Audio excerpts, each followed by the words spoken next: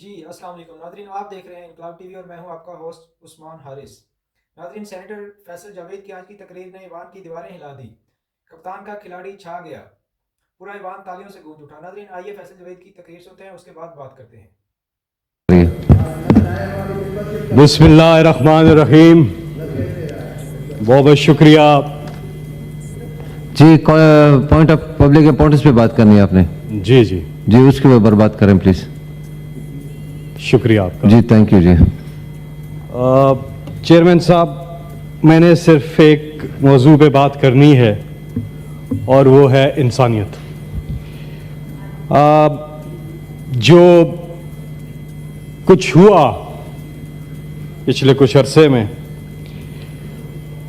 اور جس طرح سے خواتین، مظلوم لوگ، بے گناہ لوگ، سب سے پہلے تو میں ہمارے شہری پاکستان کے اور وہ تمام خواتین، وہ تمام بزرگ، وہ تمام بچے، ان سب کے لیے میں یہاں پر آواز اٹھانا چاہتا ہوں کہ جتنے بے گناہ لوگ ہیں، جتنے مظلوم لوگ ہیں جو اس وقت اپنوں سے دور ہیں، جو جیلوں میں ہیں، ان کو فی الفور انصاف دیا جائے۔ پہلی میری ڈیمانڈ یہ ہے کہ ان کو فی الفور انصاف دیا جائے کہ وہ اپنوں کے پاس جا سکیں، اور جتنے بے گناہ لوگ ہیں، جو قصوروار ہیں، ان پہ قانون کے مطابق انصاف ہونا چاہیے ان کے ساتھ، لیکن جو بے گناہ لوگ ہیں، جو مظلوم لوگ ہیں، ان کو فی الفور رہا کیا جائے۔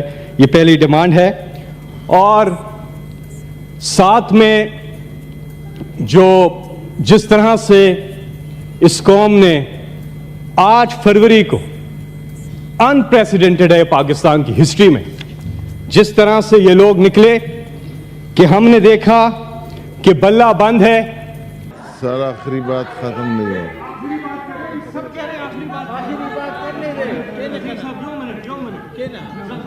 بازائی صاحب معذرت، جی بتائیں فیصل صاحب آخری پلیز۔ فیصل صاحب، بزئی صاحب کیوں نہیں؟ فیصل صاحب سے مجھے یہ بتائیں، مجھے آپ آخری بات کیوں نہیں کر رہے تھے؟ جی کریں پلیز، آخری بات کریں فیصل صاحب پلیز۔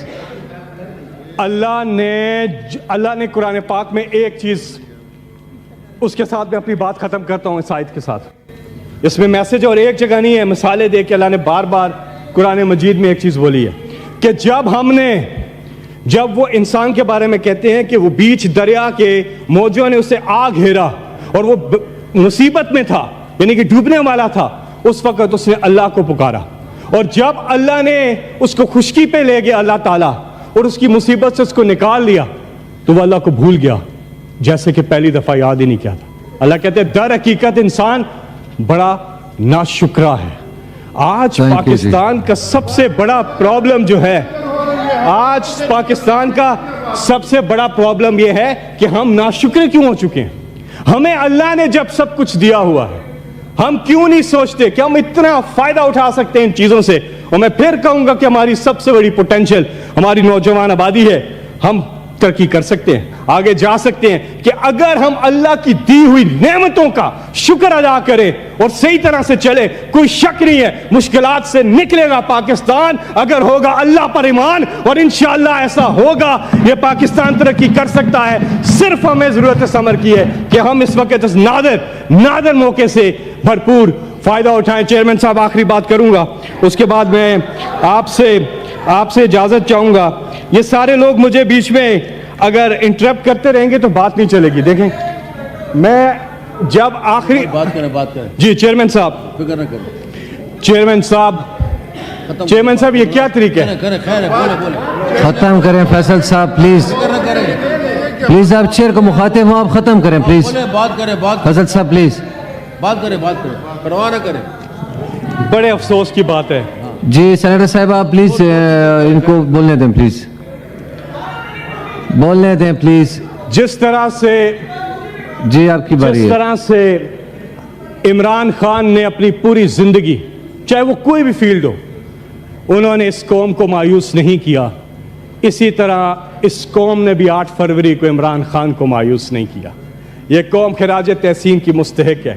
اکثر لوگ کہتے تھے अक्सर लोग कहते थे कि जैसी कौम ऐसे हुक्मरान, नहीं, अंडर एस्टिमेट मत करें इनको।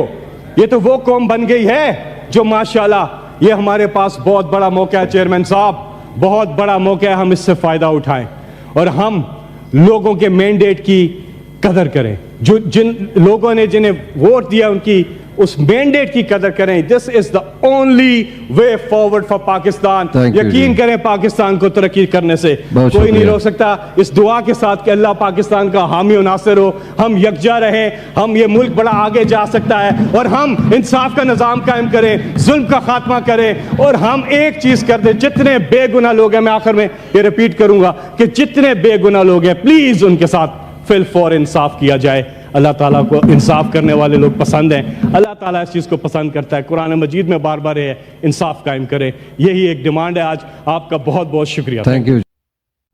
जी नाजरीन, फैसल जावेद ने आज ईवान में बहुत अहम बातें की।